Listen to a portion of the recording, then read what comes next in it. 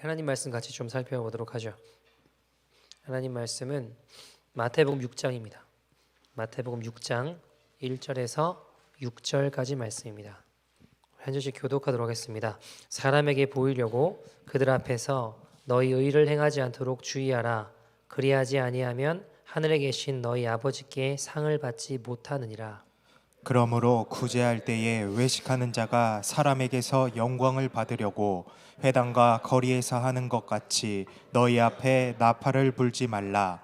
진실로 너희에게 이르노니 그들은 자기 상을 이미 받았느니라. 너는 구제할 때에 오른손이 하는 것을 왼손이 모르게 하여 내 구제함을 은밀하게 하라. 은밀한 중에 보시는 너희 아버지께서 갚으시리라. 또 너희는 기도할 때에 외식하는 자와 같이 하지 말라. 그들은 사람에게 보이려고 회당과 큰 거리 어귀에 서서 기도하기를 좋아하느니라. 내가 진실로 너희에게 이르노니 그들은 자기 상을 이미 받았느니라. 너는 기도할 때에 내 골방에 들어가 문을 닫고 은밀한 중에 계신 내 아버지께 기도하라. 은밀한 중에 보시는 내 아버지께서 갚으시리라. 아멘. 하나님의 말씀입니다. 오늘 하늘에 속한 사람이란 제목으로 하나님 말씀 좀 살펴보려고 합니다. 여러분, 이런 질문을 종종 받을 때가 있습니다. 마지막 때의 환난과 고난을 어떻게 이깁니까? 두렵습니다. 이런 질문을 하는 분들이 계십니다. 여러분, 마지막 때가 다가오면 다가올수록 환난을 믿는 자건 믿지 않는 자건 믿는 자들도 다 통과해야 됩니다. 제가 마지막 때를 곰곰이 저도 보면서 어떻게 이겨낼까라는 두려움이 먼저 앞서기도 한다라는 거죠. 성경은 마지막 때에 대해서 참 많이 이야기합니다. 디모데후서 3장 1절에서 5절에도 뭐라고 이야기하죠? 이렇게 이야기합니다. 디모데후서 3장 1절에서 5절도 한 절씩 같이 읽어볼까요? 시작. 너는 이것을 알라. 말세에 고통하는 때가 이르러 사람들이 자기를 사랑하며 돈을 사랑하며 자랑하며 교만하며 비방하며 부모를 거역하며 감사하지 아니하며 거룩하지 아니하며 무정하며 원통함을 풀지 아니하며 모함하며 절제하지 못하며 사나우며 선한 것을 좋아하지 아니하며 배신하며 조급하며 자만하며 쾌락을 사랑하기를 하나님 사랑하는 것보다 더하며 경건의 모양은 있으나 경건의 능력은 부인하니 이 같은 자들에게서 내가 돌아서라. 여러분, 마지막 때에 뭐라고 이야기하시죠? 말세에 고통하는 때가 이른대요. 근데 그 특징에 대해서 주님 쭉 설명하면서 이 모든 특징은 사실 첫 번째 2절에 자기를 사랑하는 것에 다 걸려 있습니다. 그러니까 주님 따라오려면 뭐라고 하셨죠? 자기를 부인하라고 하셨잖아요. 자기를 부인하고 십자가를 지라고 하셨는데 자기를 부인하기는커녕 이 잘못된 자기 사랑에 목을 맵니다.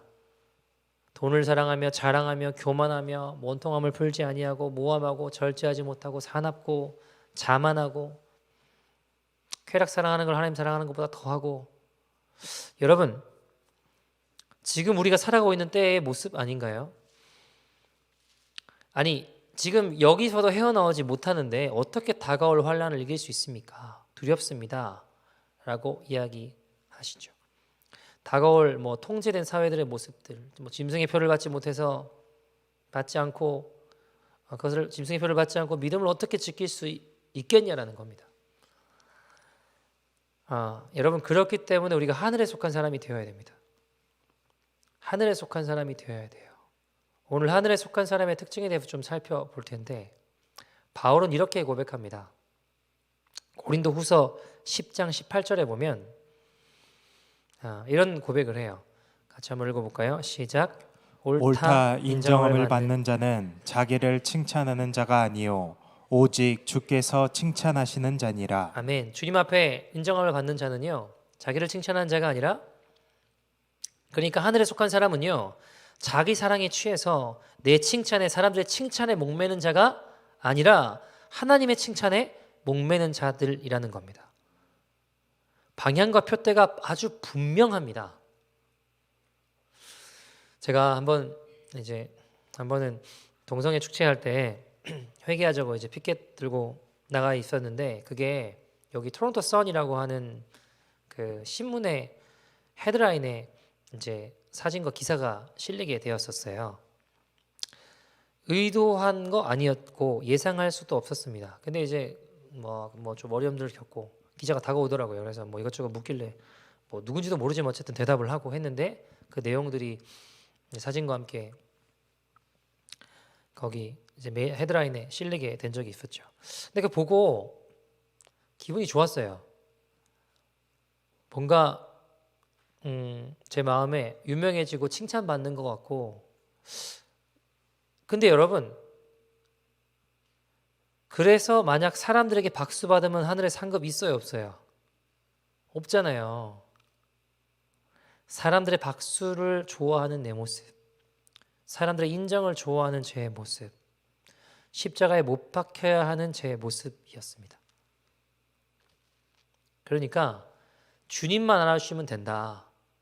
사람들이 몰라줘도 오해해도 어려움 겪어도 주님만 기억하신다면 이 마음이 아니고요. 주님만 알아주시면 이거보다 어떤 마음이었냐면 주님도 알아주셨으면 좋겠다라는 마음이었어요. 무슨 말이에요? 사람들도 알아주고 주님도 알아주셨으면 좋겠다라는 마음이었다는 거예요.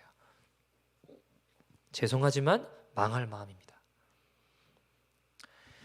자기 부인이 안 되고 자기 사랑에 빠져 있는 이 마음 중심으로는 환난을 이길 수가 없습니다. 교회 어떤 아이가 이제 학교에 하이스쿨에 그런 게 있는가 봐요. 이렇게 봉사활동 시간을 채워야 되는 게 있는가 봐요. 대학 가기 위해서 좀 필요한 게 있는가 봐요. 어떤 아이가 와가지고 교회에서 뭐 이런 거 할 수 있냐 이렇게 물어보더라고요. 그래서 오케이 그럼 토요일에 와서 뭐 전도하고 교회 청소하고 뭐 이런 거 저런 거 하면 되겠다 해가지고 이제 걔가 매주 토요일에 와서 뭐 청소도 하고 뭐 이렇게 하게 됐죠. 왜요? 봉사활동 시간 이거 이제 시간 채워서 사인 받으려고. 그래서 또 다른 어떤 아이한테 이제 아내가 아마 그러니까 엄마한테 이렇게 물어봤는가 봐요. 아니 얘도 교회에서 뭐 이것저것 봉사하는데 하이스쿨 다니고 있는데 대학 갈 때 이거 필요하지 않냐고. 봉사 많이 하는 아이니까 교회에서 써주면 좋지 않겠냐라고 이제 이야기를 해서 그 엄마가 이제 그 아이한테 물어봤어요. 야, 너 교회에서 이렇게 봉사활동 점수 이렇게 하면 되지 않겠냐고. 얘가 하는 말이 그거 하면 하늘에 상급 없는 거 아니냐고. 자기는 아는 거라고. 그거 여기서 경사했다고 팍 바닥 하면 하늘에 상급 없으면 어떡하냐고. 그리고 토요일인가 뭔젠가 하여튼 딴 데 가서 혼자 막 또 하고 와요. 그 봉사 시간 채워야 되니까. 교회에서 그대로 다 이것저것 하고요. 하늘에 상급 없을까 봐. 그거 어떻게 받아가냐고. 오히려 엄마를 나무라 하는 거죠. 귀한 마음이죠. 여러분 오늘 본문은 산상수훈 마태복음 6장 말씀입니다. 6장은 이제 구제, 기도, 금식 이런 이제 내용들이 쭉 나오죠. 근데 여러분 오늘 본문을 포함하여 말씀을 살펴보면 반복되는 말씀들이 있어요. 그리고 공통점을 살펴보면 두 부류로 딱 나눠지게 됩니다. 6장 1절 보실까요? 마태복음 6장 1절 보시면 뭐라고 이야기하죠? 사람에게 보이려고 그들 앞에서 너희 일을 행하지 않도록 주의하라. 그리하지 아니하면 하늘에 계신 너희 아버지께 상을 받지 못한다. 그러니까 사람에게 보이려고 너희 의를 행하지 않도록 주의해라. 왜요? 하나님께 받을 게 없기 때문이다. 2절 말씀 뭐라고 또 이야기하나요? 2절도 동일하게 그러므로 구제할 때 외식하는 사람들에게 영광을 받으려고 회당과 거리에서 하는 것 같이 너희 앞에 나팔을 불지 말라. 진실로 너희에게 이르노니 그들은 자기 상을 이미 받았다. 그러니까 사람들에게 영광을 받으려고 거리에서 나팔을 불지 말라는 거예요. 왜요? We'll have no rewards from your Father in heaven. 받을 상이 없다라는 거예요. 하나님 앞에. 5절 말씀 기도에 대해서 이야기하시면서 또 뭐라고 이야기하시나요? 똑같은 이야기예요. 기도할 때에 또 너희는 기도할 때에 사람에게 보이려고 하지 마. 그들은 자기 상을 이미 받았다. 사람들에게 박수 받으면 상급 있다라는 거예요, 없다라는 거예요? 하늘에 상급 없다라는 거예요. 이 말씀이 계속 반복됩니다. 자기 상을 이미 받은 줄 알라. 16절에 금식에 대해서 이야기하시면서도 똑같은 이야기입니다. 16절 이렇게 이야기하죠. 금식할 때에 너희는 외식하는 자들과 같이 슬픈 기색을 보이지 말라. 그들은 금식하는 것을 사람에게 보이려고 얼굴을 흉하게 하느니라. 내가 진실로 너희에게 이르노니 그들은 자기 상을 이미 받았느니라 라고 16절에 이야기하십니다. 다 뭐라는 거예요?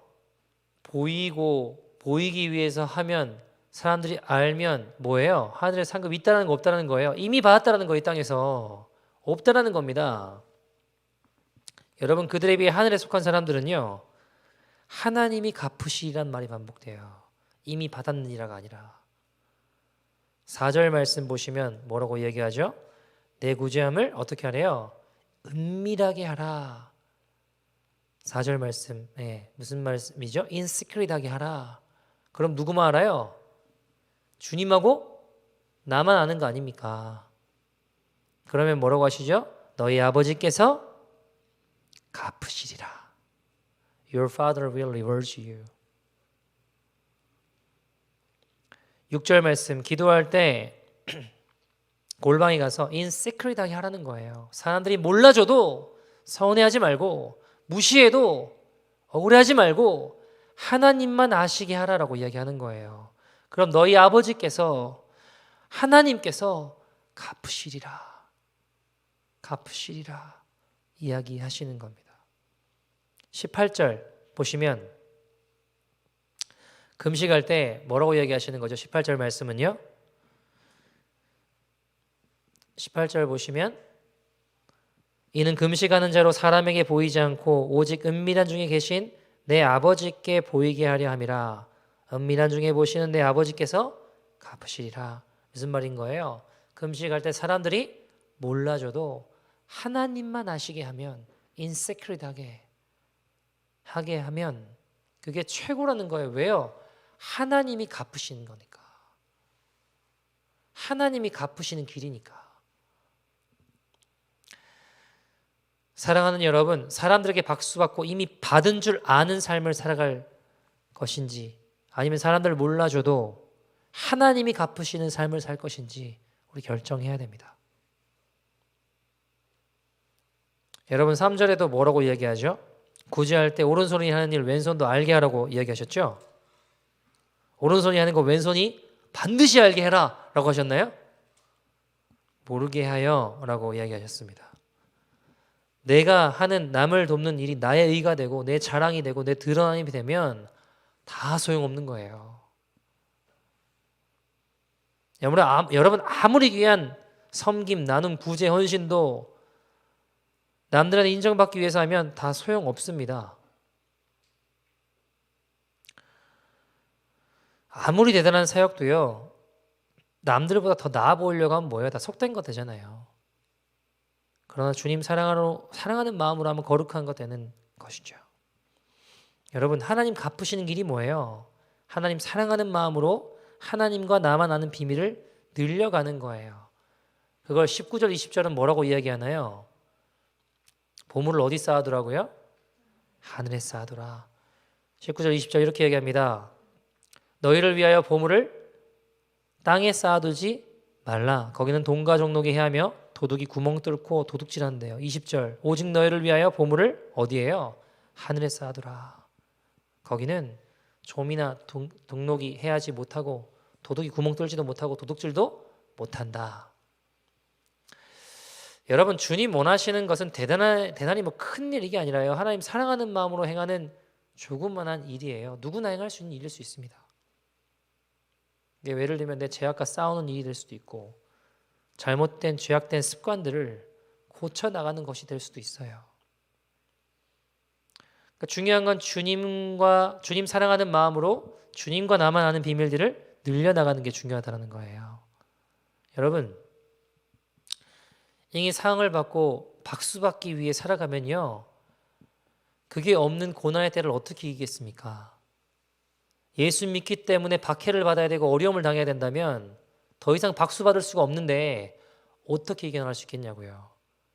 그런데 박수 쳐주지 않고 사람들이 모르지만 하나님 아신다 기억하면서 믿음 지키며 걸어가는 자들이 마지막 때의 환난을 이겨나갈 수 있다는 겁니다. 그게 하늘에 속한 자들의 특징이라는 겁니다. 여러분, 성경을 요약하면 생명을 다해 하나님 사랑하는 것, 그리고 이웃을 내 몸과 같이 사랑하는 것 아닙니까? 그죠? 한마디로 한 단어로 하면 사랑이고, 한 문장으로 하면 하나님을 뜻과 마음과 정성과 힘을 다해 목숨을 다해 하나님을 사랑하고 이웃을, 하나님과 나만 아는 그 이웃을 사랑하는 것들을 내 삶에 자꾸 채워나가는 거예요. 여러분, 그것이 이웃을 위해 정말 간절히 생명 다해 기도하는 것이 될 수도 있고요. 내 소중한 것을 나누는 구제일 수도 있습니다. 여러분, 남는 거 주려고 하지 마세요. 내게 소중한 것 나누세요. 내 소중한 것 예수님 섬긴다는 마음으로 나누세요. 아이고 이거 좀 남는데 뭐 주지 뭐 라는 마음으로 나가는 게 아니라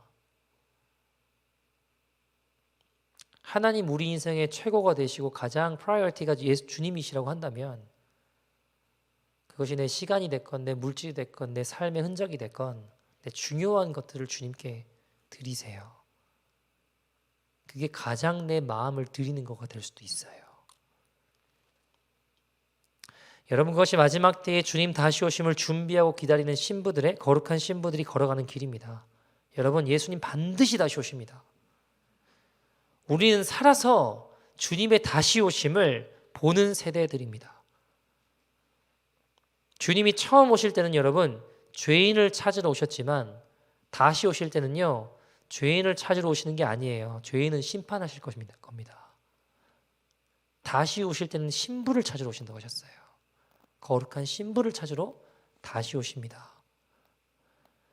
여러분, 아가서에 보시면 신부된 우리를 찾으시는 신랑 되신 주님의 이야기 한번 들어보실까요? 아가서 8장 6절 7절입니다. 아가서 아가서 8장 6절 7절인데요. 8장 6절 7절 보시면 5절 끝에 이렇게 이야기를 해요. 이제 주님께서 신부를 깨우신다고 이야기를 하고요. 그리고 이제 6절 7절에 이렇게 이야기합니다. 같이 읽어보죠. 내가 너를 깨웠노라. 이게 이제 5절 마지막이고 어떻게 깨우신지 보면 6절 7절 같이 한번 읽어보죠. 시작. 너는 나를 도장같이 마음에 품고 도장같이 팔에 두라. 사랑은 죽음같이 강하고 질투는 스올같이 잔인하며 불길같이 일어나니 그 기세가 여호와의 불과 같으니라. 많은 물도 이 사랑을 끄지 못하겠고 홍수라도 삼키지 못하나니 사람이 그의 온 가산을 다 주고 사랑과 바꾸려 할지라도 오히려 멸시를 받으리라. 아멘. 여러분, 마지막 때 주님이 신부를 깨우시는데 그 신부의 특징이 뭐냐? 6절 보니까 사랑은 죽음같이 강하대요. 너는 나의 도장같이 마음에 품고 도장같이 팔에 두라. 사랑은 죽음같이 강하다고 하셨습니다. 그러니까 죽음과 같이 강한 사랑입니다. 여러분, 마지막 때의 환난을 어떻게 이길 수 있습니까? 그 모든 환난과 마지막 때의 고난을 뛰어넘는 놀라운 사랑, 그 사랑에 인침바 되어야 됩니다. 그 사랑은 죽음같이 강하고 그 사랑은 많은 물도 6절 보니까 많은 물도 끌 수 있대요, 끌 수 없대요. 6절 보니까 6절, 7절에 보니까 끄지 못한다고 이야기하십니다. 홍수가 삼킬 수 있대요, 없대요?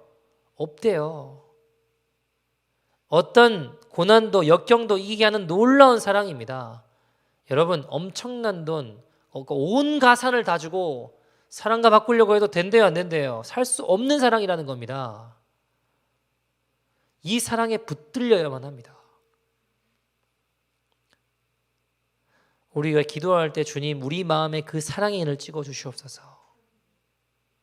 그 사랑으로 나를 인쳐 주시고 그래야 주님과 나만 아는 비밀들을 늘려가는 하늘에 속한 인생이 되게 해 주시옵소서. 여러분, 사람들이 몰라주면 오히려 기뻐해야 됩니다. 왜요? 주님과 나만 아는 상급들이 늘어나는 거니까. 제가 참 존경하는 목사님 중에 김요석 목사님이라는 분이 계세요. 한 번도 뵌 적은 없어요. 뭐 이분은 연락할 길이 없습니다. 사실 뭐 핸드폰 있는 것도 아니고 지금 중국 나원자촌에 계신데 제가 알기로 전 세계 이분과 연락되는 분이 한 분 계신데 전보 치면 한 달 뒤에 연락이 그 성에 이제 치면 한 달 뒤에 연락이 온다고 하던데 되게 똑똑한 분이셨어요. 독일 튜뱅켄 대학에서 신학하시고 전라도 저기 어디 섬 구석에 있는 나완자촌에 영어교회에 한 10년 정도 담임하시다가 지금은 중국 오지의 나완자들을 섬기고 계세요. 한번 이분이 한국 계실 텐데 독일에서 이제 지도한 이 목사님을 지도한 교수님한테 편지가 왔어요. 이분이 이제 거기 나병 환자들 한국에서 이제 섬기는 그 마을에 섬기고 계신 거죠. 그 뭐 맨날 굶기를 밥 먹듯이 하고 그냥 하여튼 고생이란 고생은 다 하고 계셨는데 되게 훌륭한 분이세요. 한번 이런 적도 있어요. 막 굶다가 군수인가 아무튼 뭐 누가 와가지고 초청해가지고 어디 가서 식사하게 됐는데 막 하도 굶다가 밥을 거기 차려주는 거 먹으니까 얼마나 좋겠어요. 그러면 한 숟가락 먹으니까 막 몸이 녹는 것 같고 너무 좋더래요. 두 숟가락 먹으니까 너무 행복하더래요. 정신없이 먹으려고 하는데 교인들 생각나더래요. 굶고 있는 교인들. 야, 나도 어쩔 수 없구나 이러고 이제 내려놓고 막 우셨대요. 회개하고. 박보영 목사님 간증에 들린 거랑 비슷한 그런 느낌도 있었는데 어쨌든 이분이 독일에서 지도해 주신 교수님한테 편지가 왔어요. 이유인즉 이겁니다. 그 교수님이 2년 뒤에 은퇴하는데 내가 후임자를 가만히 찾아보다 보니까 김효석 목사 당신이 너무 똑똑하고 참 좋은 사람인 것 같다. 당신이 적임자인 것 같다. 이렇게 추천했는데 허락이 났다고. 올해 말까지 오라는 거예요. 가만히 생각해 보니까 지금 이 나완자촌에서는 굶는 게 일상이에요. 맨날 굶어요. 거기 가면 적어도 하루에 세 끼 밥은 잘 먹을 수 있겠다 생각도 들고 앉아서 자꾸 뭐 할까요? 저울질을 하게 되었대요. 회답도 못하고 한 달, 두 달 지나니까 또 편지가 와요. 아무래도 한 1년 일찍 와야겠다. 인수인계 할 것도 있고 그러니까 빨리 오라는 편지가 두 번째로 왔습니다. 대답을 안 할 수가 없으니까 편지를 썼어요. 교수님, 저 같은 사람을 그렇게 생각해 주시는 거 너무 좋습니다. 감사합니다. 근데 제가 가만히 기도하면서 우리가 결정을 할 때 항상 생각하는 게 뭐예요? 예수님이면 어떻게 하실까 이거잖아요. 그죠? 예수님이면 어떻게 하실까? 왜 이게 이 질문 앞에 서면 이제 우리 육신은 좀 괴로울 수 있어요. 이분도 이제 그 질문 앞에 선 거죠. 제가 가만히 기도하면서 생각해 보니까 하나님께서 내가 이 교회에 남아서 심우하는 것하고 독일에서 교수님 후임자 교수하는 것 어느 게 하나님 더 기뻐하실까? 예수님은 어떻게 하실까? 기도해 보니까 이 자리에 남는 것이 하나님 더 기뻐하시겠다는 걸 깨닫고 거절하겠습니다 하고 답장을 보냈대요. 그 다음에 봄 신학기가 될 무렵에 그 독일의 그 교수님이 일본에 모임이 있어서 왔다가 찾아오신 거예요. 모임 끝나고 이제 시간이 남아서 찾아오신 거예요. 아니 그 교수님 생각 이런 겁니다. 아니 도대체 뭐 얼마나 좋은 곳에 있길래 다 보장해 준다라는 교수 자리도 마다하고 이렇게 뿌리치는가 해서 오신 거예요. 뭔가 싶어서 보려고. 밤중에 왔다가 다음날 새벽에 떠나야 되는데 이제 6시에 서울로 올라가서 비행기 타고 독일로 가셔야 되니까 오셨는데 이제 밤이니까 뭐 잘 보이지도 않고 동네가 막 뭐 이런 데가 다 있나 이런 분위기였을 거 아니에요. 근데 이제 김혜성 목사님이 우리가 새벽 4시에 새벽 예배를 하는데 오신 김에 좀 말씀 전해 주실 수 있냐 이렇게 부탁을 한 겁니다. 그러니까 뭐 얼마나 대단한 목회지고 얼마나 대단한 사람들이길래 하는 마음으로 알겠다고. 그래서 이제 그 다음날 새벽 4시가 됐죠. 김효성 목사님은 통역하신다고 이제 독일 분이니까 통역하신다고 앞에 서 계시고 이 교수님이 앞에 딱 서신 거죠. 그런데 김효성 목사님이 마치 자기 모습을 보는 것 같았대요. 그 교수님 모습이. 처음 그 교회 부임하고 첫 설교를 할 때 그 맨 앞에 앉아 있던 얼굴에 이제 눈도 없고 코도 떨어지고 입술도 없어서 구멍만 이렇게 5개 있는 분. 그 노인분이 제일 앞에 딱 앉아 있는 거예요. 다 이제 뭐 이것저것 다 떨어진 분들이시니까. 그래서 앞에 딱 서는데 몇몇 분 안 계시지만 뭔가 형체를 알아볼 수 없는 분들이 이렇게 계시잖아요. 지금 설교를 하고 딱 섰는데 이분이 아무 말 못하고 눈만 껌뻑껌뻑하고 있더래요. 갑자기 한 10분간 가만히 있어서 왜 이러시냐고 쿡쿡 찔렀대요. 왜 이러시냐고. 근데 이제 본인 모습 보는 것 같았대요. 처음에 무슨 말씀을 전하고 난지도 기억이 안 난다고 하셨었거든요. 처음 말씀 전하셨을 때 꾹 찌르니까 시작하라고 하니까 응. 그러고도 가만히 얼마간 정신없이 이렇게 있다가 자기도 무슨 말하는지 모르고 내려오셨대요. 새벽이면 끝나고 돌아서려고 이제 김효성 목사님 돌아서려고 이제 끝나고 가시려고 하는데 갑자기 이 교수님이 김효성 목사님 허리를 꽉 끌어안으면서 눈물을 글썽글썽해서 이렇게 이야기하더래요. 당신은 내 제자지만 난 당신을 존경합니다. 당신이 내게 배웠지만 난 당신을 존경합니다. 그러더래요. 여러분, 제자로서 스승이 이렇게 칭찬하는 것보다 더 큰 영광이 뭐가 있겠습니까? 그리고 그 교수님 떠났죠. 그 양반이 독일에 가서 소문을 어떻게 했냐면 야, 저 김효석이는 매일 하나님 손잡고 목회하더라. 이렇게 됐대요. 참 존경하는 분이신데 여러분 이분은 뭐 아무튼 중국 나한자촌 여기저기 다니시면서 연락할 길도 없고 숨어 계세요. 근데 저는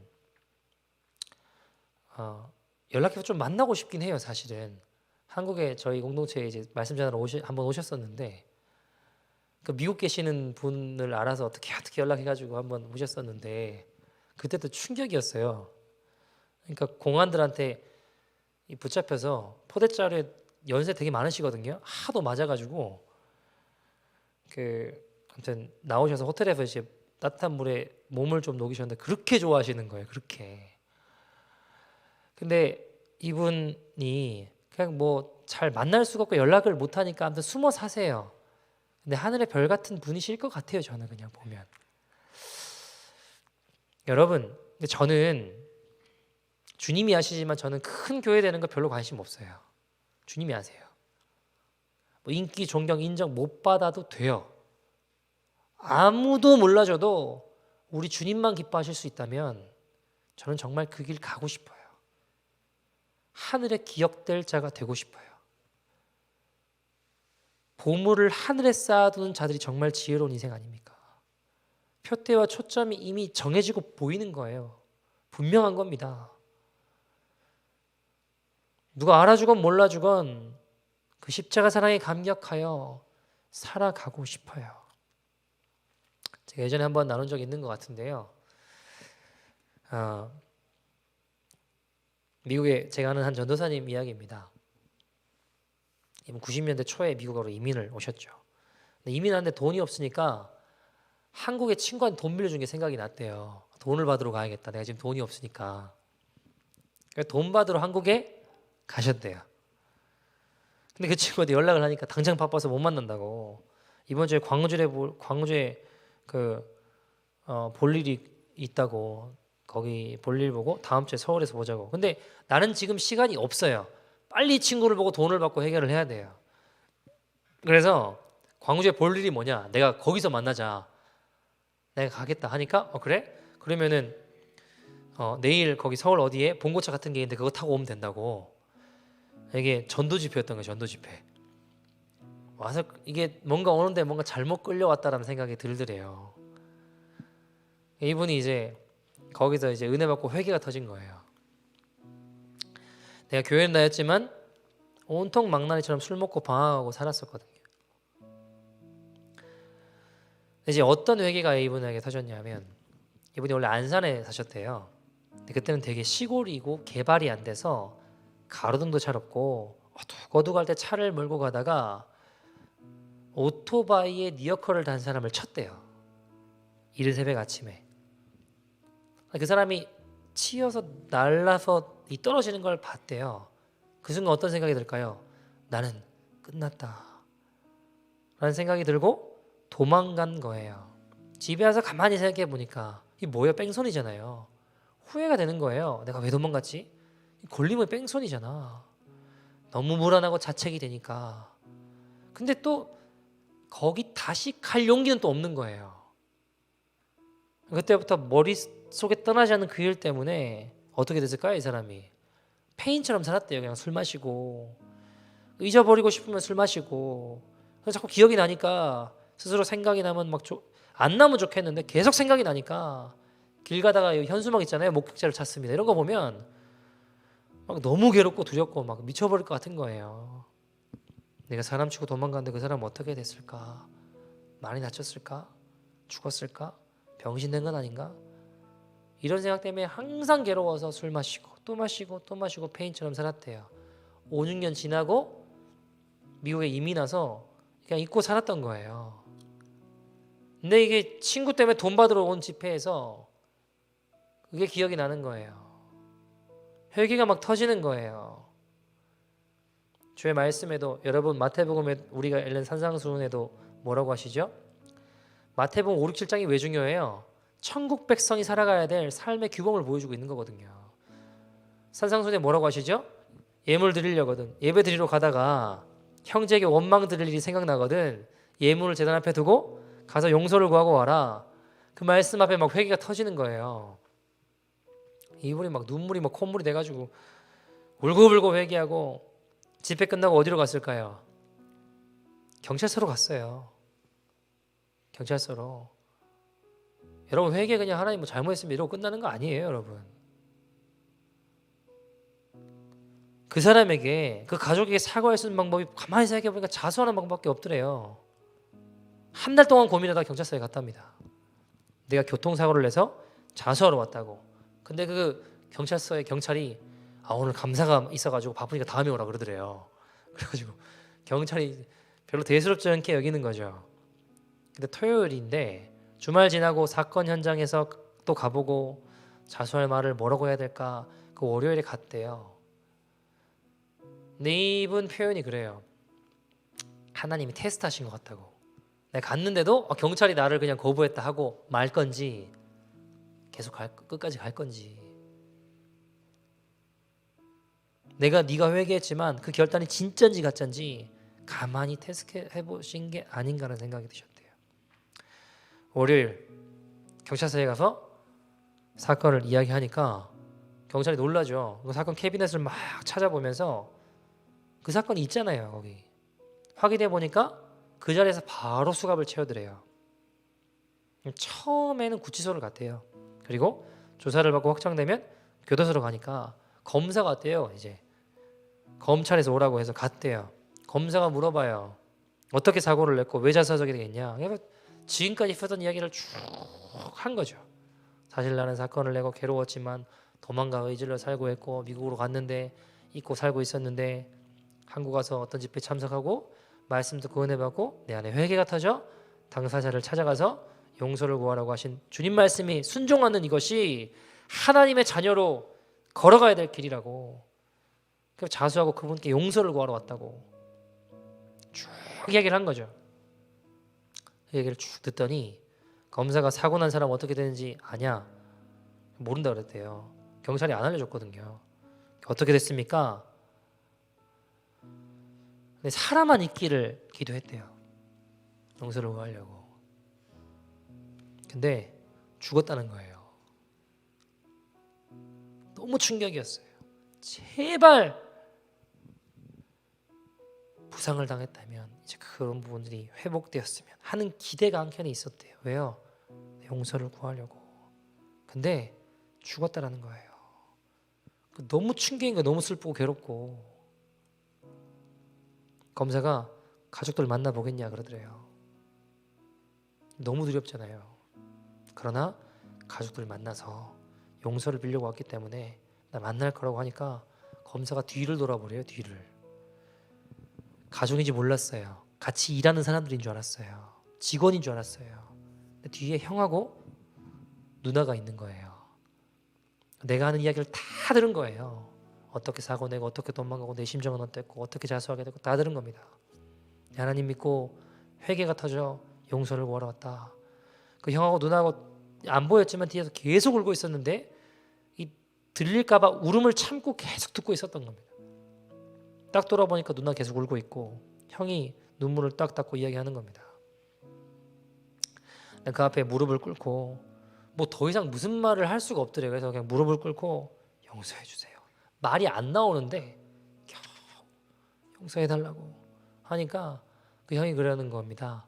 내가 너 잡으려고 어떻게 했는지 아냐고. 내가 너 잡으려고 다니던 회사도 다 그만두고 전국을 돌아다니면서 너를 찾아다녔다고. 너 내 동생 어떤 동생인지 아냐고.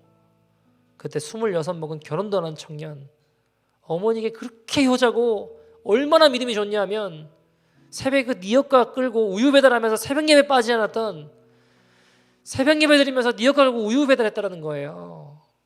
그 신실한 동생이었다라는 겁니다. 근데 그런 내 동생을 네가 뺑소니 쳐서 그때 치자마자 병원이라 데려갔으면 살 기회도, 병원 이미 내가 옮겼을 때 늦어서 이미 죽었다고. 내가 너 잡으려고 내 인생 포기하고 직장 때려치고 전국 돌아다녔다고. 그러고 막 오는 겁니다. 여러분, 입장 바꿔놓고 이게 용서가 될까요? 여러분이라면 우리 가족을, 동생이, 자식이 죽였는데 용서가 되시겠습니까? 근데 이 형이 또 놀라운 이야기를 해요. 나는 널 용서할 수 없다고. 근데 우리 예수님 용서하라고 하셨기 때문에 내가 너를 용서한다고. 여러분, 이분이 전도사님인데, 제 이야기 들으면 전도사님인데, 이분이 그날 이후로 인생을 어떻게 살까요? 이 땅에 내가 얼마를 벌었나, 얼마를 채웠나, 우리 자녀가 어떻게 됐나, 이게 이분에게 이제 중요하지 않은 거예요. 날마다 나가서 미친 듯이 복음을 전하는데 누가 이렇게 말하건 저렇게 말하건 중요하지 않은 거예요. 저 사람 왜 저래? 미친 거 아니야? 이상한 사람이야. 그 들릴까요? 내가 어떤 용서를 받았는데.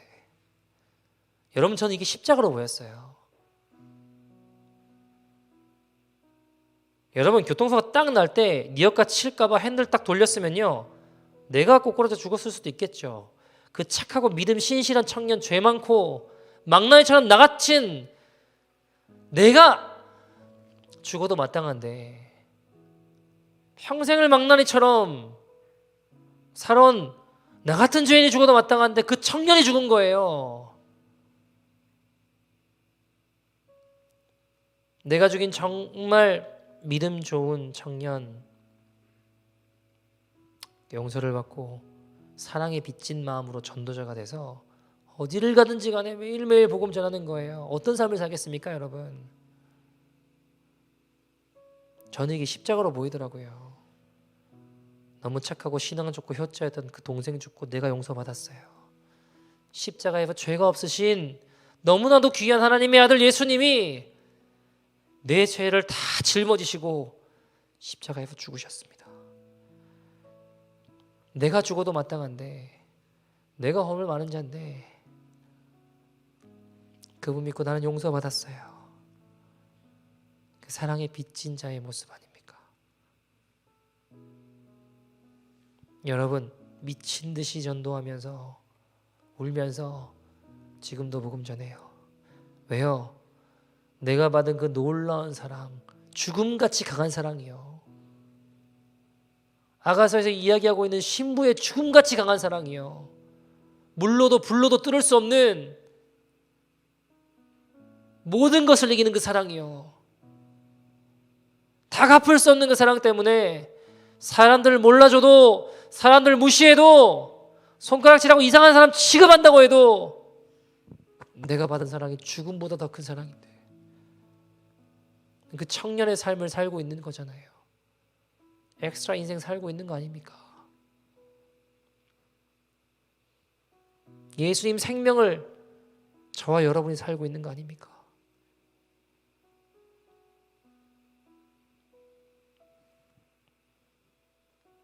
죽음같이 강한 사랑, 주님 사랑하는 마음으로 하늘의 영광 바라보며 살아가는 사람이 되었습니다. 여러분, 고린도전서 15장 40절은 이렇게 이야기합니다. 같이 읽어볼까요?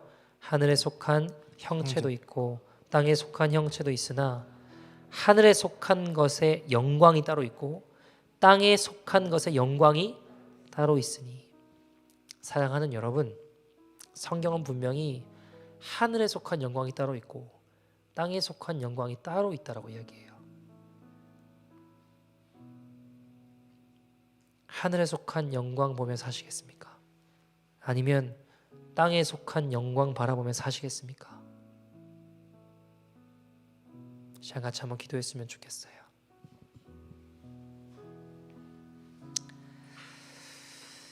사랑하는 여러분, 마지막 환난의 때 고난 어떻게 이길 수 있을까요? 죽음같이 강한 그 사랑에 붙들려야 됩니다. 홍수로도 이길 수 없는 그 사랑에 붙들려야 됩니다. 이 한 전도자 이야기처럼 주님, 내 마음에도 주님의 사랑의 인을 찍어 주시옵소서. 모든 상황과 이 마지막 때의 모든 상황과 환경과 고난을 뛰어넘는 주님의 사랑의 인을 쳐 주시옵소서. 그래서 주님, 하늘에 속한 자의 삶, 주님을 사랑하는 마음으로 하늘의 영광을 바라보는 인생, 이 땅에서 주님만만 아는 비밀들을 늘려나가는 믿음의 인생이 되게 하여 주시옵소서. 죽음보다 강한 사랑의 인을 쳐 주시옵소서. 죽음보다 강한 사랑의 인을 쳐 주시옵소서. 시간 다 같이 주의 이름 부르고 통성으로 기도하겠습니다. 주여.